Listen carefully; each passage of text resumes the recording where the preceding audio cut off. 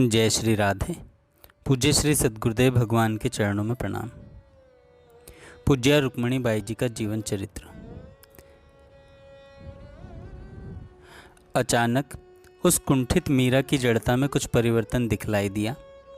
कुछ नहीं, बहुत अधिक परिवर्तन। सच पूछा जाए तो बात यह थी कि वे सोई हुई बाई ही उस कुंठित मीरा को अनुप्रेरित और अनुशासित करके संचालित कर रही थी। अग्रिम कार्यों को संपन्न करने के लिए यह संचालन जरूरी था। एकाएक उसमें अद्भुत शक्ति का संचार हुआ। वह समयोचित कृत्यों को संपन्न करने में जुट गई। अब तो अग्रिम कर्तव्य यही था कि बाई के जीवन के कठोर नियमों की रक्षा करते हुए आगे के सभी कृत्य किए जाएं। बाई के जीवन के नियम बड़े कठोर थे। किसी भी पुरुष या पैसे का स्पर्श जाने अनजाने में हो जाने पर वे 36 घंटे का उपवास किया करती थीं। पूज्या बाई द्वारा आजीवन स्वीकृत कठोर नियमों की परिधि को सावधानीपूर्वक दृष्टिपथ पर रखते हुए सभी कृत्य आरंभ हुए। अब वह निर्णय लिया गया जो विश्व के एक एक हिंदू को चौंका देने वाला था और जो हिंदू समाज के लिए एक अघटित प्रसंग था। आज तक कहीं भी और कभी भी ऐसा न सुना गया, न देखा गया और न पढ़ा गया कि शव को वहन करने वाले विमान को मात्र माताएं बहनें अपने कंधे पर ढोकर घर से शमशान भूमि तक ले जाएं। और पूज्या श्री बाई जी के कठोर नियमों की परिधि को देखते हुए ऐसा करना अनिवार्य था। यह महत्वपूर्ण कार्य ही तो एक ऐसा अघटित प्रसंग था और रहेगा जिसने सभी को चमत्कृत कर दिया। अब यह तो निर्णय हो गया कि विमान को माताएं और बहनें अपने कंधे पर ढोएंगी। इस निर्णय ने सर्वाधिक चमत्कृत किया सावित्री बाई सुंदरका को। इन सावित्री बाई के आश्चर्य की सीमा नहीं थी। यमुना तट के एकांत में रात्रि के समय सावित्री बाई कह चुकी थी कि मेरे निष्प्राण कलेवर को और उसको वहन करने वाली अर्थी को कोई भी पुरुष स्पर्श न करे। बाई के इस निर्देश की तनिक भी भनक सावित्री बाई ने किसी को भी, यहाँ तक कि भाभी जी नर्मदा बाई और मीरा को भी इस क्षण तक नहीं दी थी। इसके बाद भी वे देख रही थी, बिना संकेत दिए हुए ही वह कार्य अक्षरशः ज्यों का त्यों हो रहा है। जैसी बाई की आंतरिक अभिलाषा थी और कठोर निर्देश था। यह स्वयं में एक प्रमाण है कि अंत्य कृत्यों का संचालन सूत्र उन सोई हुई बाई के हाथ में है। निर्णय अनुसार माताएं बहनें विमान को अपने कंधे पर ढोकर शमशान घाट तक ले जाएंगी। परंतु प्रश्न था उस शमशान घाट की दूरी का। वृंदावन का शमशान घाट यमुना के किनारे पानी घाट का है और यह बहुत दूर है। इतनी दूर तक विमान को अपने कंधे पर रखकर ले जाना माताओं बहनों के लिए बड़ा कठिन पड़ेगा। अतः एक मध्यम उपाय सोच लिया गया। यही निर्णय लिया गया कि विमान को कंधे पर लेकर माताएं बहनें श्री राधा वल्लभ जी और श्री बिहारी जी को प्रणाम करते हुए विहार घाट तक ले जाएंगी और वहां से नौका द्वारा केशी घाट तक ले जाएंगी और फिर वहां से पानी घाट तक कंधों पर ले जाया जाएगा। उपस्थित वृंदावनवासी भाइयों ने एक स्वर में यह बतलाया कि कोई भी मल्लाह शव विमान को अपनी नौका द्वारा नहीं ले जाएगा। अब यह तो बड़ी ही कठिन समस्या थी। परामर्श के लिए भगवान सिंह जी मल्लाह को बुलाया गया। वह तो सदैव ही बाई को श्री राधा रानी मानते रहे। उनका रोम रोम बाई के प्रति प्रणत था। उन्होंने सजल नेत्र श्रद्धा पूरित वाणी से कहा, नियमतः हम लोग किसी भी शव को नौका पर नहीं ले जाते, परंतु पूज्या बाई के लिए यह नियम नहीं है। आप लोगों को जितनी नाव चाहिए हम तुरंत ले आएंगे। इस समस्या के सरल होते ही एक अन्य प्रश्न सामने आ गया। नित्य श्री राधा नाम संकीर्तन करने वाली बहन श्यामलता जी ने मीरा को बताया, एक दिन मैं बाई के पास विहार घाट पर बैठी थी। जाड़े के दिन थे, रात्रि का समय था। बाई गोईठा जलवा कर ताप रही थी। बातचीत के मध्य उन्होंने कहा, श्यामलता, आज तो यहाँ गोईठा जल रहा है, परंतु एक दिन मेरी चिता भी यहीं जलेगी। यह सुनते ही मीरा तो अवाक रह गई। उसने मन ही मन बाई को इस वाणी को भी क्रियात्मक रूप देने का निश्चय किया। उसको विश्वास था कि बाई ने जब ऐसा कहा है तब सब बानक भी अपने आप ही बन जाएगा। मीरा ने इस विषय में जिससे बातचीत की सभी ने नकारात्मक उत्तर ही दिया। यह तो स्नान करने का घाट है, आज तक यहाँ दाह संस्कार तो कभी हुआ ही नहीं और आज भी ऐसा होना असंभव है। यह सुनकर मीरा अत्यंत चिंतित एवं निराश हो गई। उसे खिन्न विपन्न स्थिति में देखकर सम्मान्य पंडित मधुर जी, जो अंतिम संस्कार करवाने हेतु आए थे, उन्होंने कहा, मीरा, निराश होने से बात नहीं बनेगी, चलो इस बारे में एक बार आगे प्रयास तो करके देखें। मीरा मधुर जी के साथ विहार घाट पर गई। बहुत पूछताछ करने के उपरांत पता चला कि शंकर जी पहलवान यमुना जी के अनन्य भक्त हैं। यमुना जी के किनारे ही उनकी कुटिया है। वे यमुना जी का त्रिकाल पूजन करते हैं। यदि वे इस कार्य के लिए स्वीकृति दे देंगे तो फिर कोई भी रोक टोक नहीं कर सकता, परंतु उनकी स्वीकृति को असंभव ही मानना चाहिए। मीरा ने कहा, एक बार प्रयास तो करते हैं, फिर जैसी श्री बिहारी जी की इच्छा। शंकर जी पहलवान के पास जाकर मीरा ने कहा, भैया, मैं आपसे एक प्रार्थना करने आई हूँ। उनके मुख से एकाएक निकल पड़ा, तुम जो कहोगी हो जाएगा। मीरा ने विहार घाट पर बाई के अंतिम संस्कार वाली बात बताई तो वे एकदम चौंक गए और बोले, यह भला कैसे हो सकता है? यह तो स्नान घाट है, यहाँ आज तक कभी भी चिता जली ही नहीं। मीरा ने पुनः कहा, भैया, आप अपनी छोटी बहन को एक बार वचन देकर मुकर रहे हैं। सुनकर वे गंभीर विचार में पड़ गए और थोड़ी देर बाद बोले, अच्छा जाओ, जैसा मैं पहले वचन दे चुका हूँ वैसा ही होगा, जाकर तैयारी करो। उठते उठते मीरा ने पुनः सविनय निवेदन किया, हमारा कार्य निर्विघ्न संपन्न हो जाए, इसकी जिम्मेवारी आप पर है। उन्होंने सिर हिलाकर स्वीकृति दे दी। घर लौटकर मीरा अंतिम यात्रा की तैयारी में लग गई। बाई को भाभी जी, नर्मदा बाई, सावित्री बाई, साबो बाई, मनोरमा, मीरा और शशि सब ने मिलकर यमुना जल से स्नान कराया। पीली साड़ी पहनाई। श्री अंगों पर गोपी चंदन ब्रज रज से श्री राधा नाम लिखा गया। मुख का श्रृंगार किया गया। श्री बिहारी जी की प्रसादी चुनरी जो बालूजी गोसाई दे गए थे एवं राधा वल्लभ जी की प्रसादी चुनरी जो अक्षय कुमार जी गोसाई दे गए थे, वह दोनों उड़ा दी गई। पुष्पों के आभूषण गले हाथ पांव में पहनाए गए।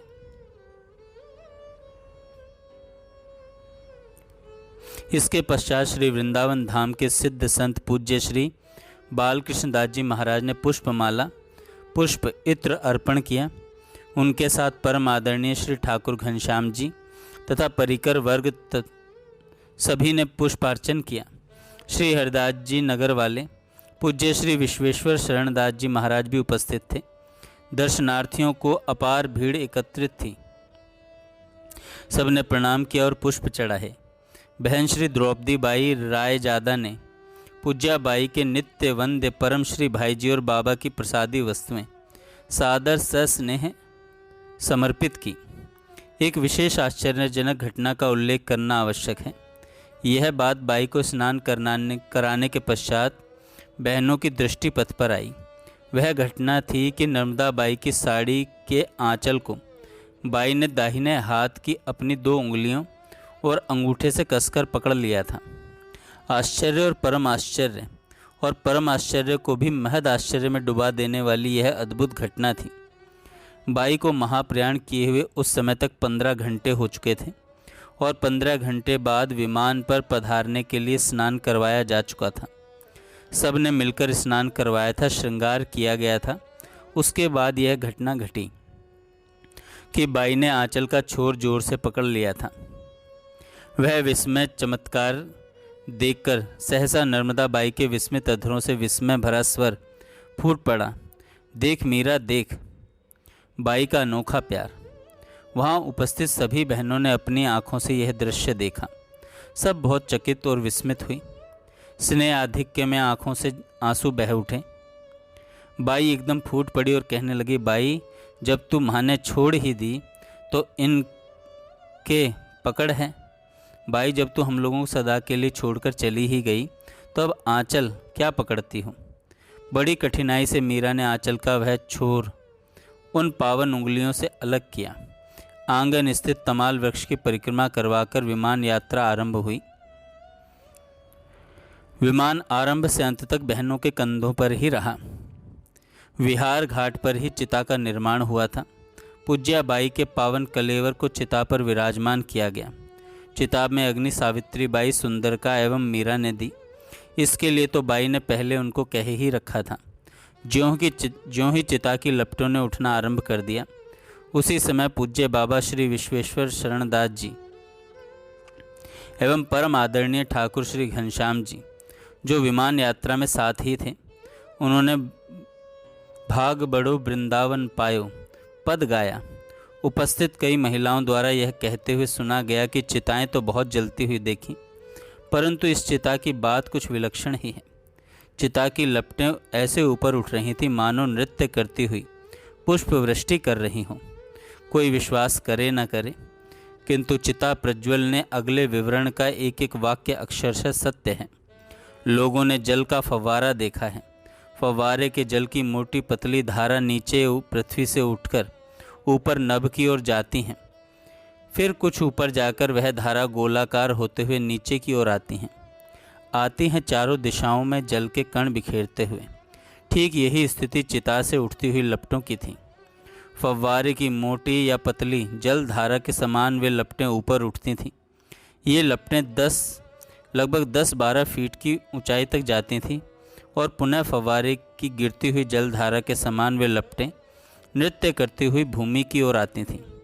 उत्सवों के अवसर पर अथवा दीपावली के अवसर पर आतिशबाजी करते समय अनार नाम की एक फुलझड़ी छोड़ी जाती है, जिसकी रंगीन चिंगारियों से भरी हुई लपट भूमि से 15-20 फीट ऊपर जाती है और फिर उसकी रंगीन चिंगारियां दर्शकों की आंखों में चकाचौंध पैदा करती हुई एक अनोखा नज़ारा दिखाती हैं। एक एक व्यक्ति देख देख करके आश्चर्य कर रहा था कि ऐसा चिता प्रज्वलन आज तक तो देखा नहीं गया, भविष्य की कौन कहे। इस चिता प्रज्वलन ने जहाँ उपस्थित लोगों की आंखों को चमत्कृत किया, वहीं सभी की नासिकाएं भी चमत्कृत हो रही थीं। दिव्य सुगंध आ रही है, ऐसी सुगंध कभी भी अनुभव में आई ही नहीं। परम आश्चर्य और परम विस्मयपूर्ण है बाई का संपूर्ण दिव्य भावमय व्यक्तित्व।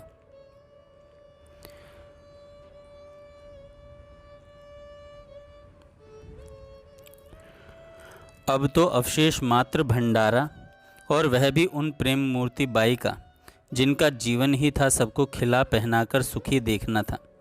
वे कोई भी अच्छी चीज़ देखती तो मंदिरों, साधु संतों, अतिथियों के मध्य वितरण करवाए बिना स्वयं ग्रहण नहीं करती थीं।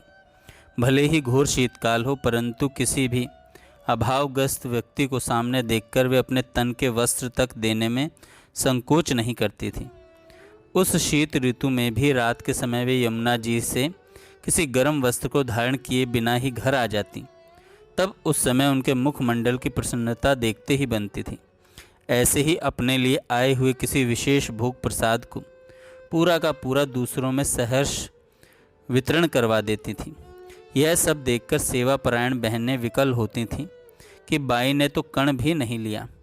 कभी कभी वे बहनें उसमें से कुछ सामग्री छिपाकर रख लेती थीं, परंतु इस छिपाव का उन्हें पता चल जाने पर वे सभी बहनों को क्षुद्र बुद्धि के लिए प्रताड़ित किए बिना नहीं मानती थीं। कभी कभी तो ऐसा अवसर भी आया कि वे प्रायश्चित स्वरूप स्वयं 24 घंटे बिना अन्न जल के रह जाती। बाई तो लोगों को खिला पिलाकर और पहना उड़ा करके ही सुखी होती थीं, बाई का जीवन था दिव्य संतत्व का ऐसा मूर्तिमान स्वरूप जो युग युग के लिए स्मरणीय अनुकरणीय बन गया। जिन बाई के परम पावन कलेवर में अगणित सखियाँ, सहेलियाँ, सहचरियाँ, मंजरियाँ, अनुचरियाँ आदि आदि समय समय पर आविष्ट होकर दिव्य भावों की अनोखी लीलाओं का विस्तार करें, उन बाई की परम आदर्श जीवन चरित्र तो संत जगत का एक अद्वितीय और अनुपम उदाहरण है। अपने भाव वैभव के सौरभ से जन जन को अनुप्रेरित और आनंदित करती हुई वह परम स्नेहस्पदा महाभागा अनुचरी पुनः अपने परम आराध्य श्री प्रिया प्रियतम की नित्य सन्निधि में पहुंचकर नित्य सेवा में संलग्न हो गई। नित्य सेवा में संलग्न होगी। भाग सुहाग बन्यो रहे, श्री वृषभानु दुलारी को प्रियतम सदा सुखी रहें। श्री राधा प्यारी को राधा माधव की जोड़ी, जियो जुग लाख करोड़ी। जय श्री राधे। पूज्याबाई का चरित्र आज यहीं पर संपन्न होता है।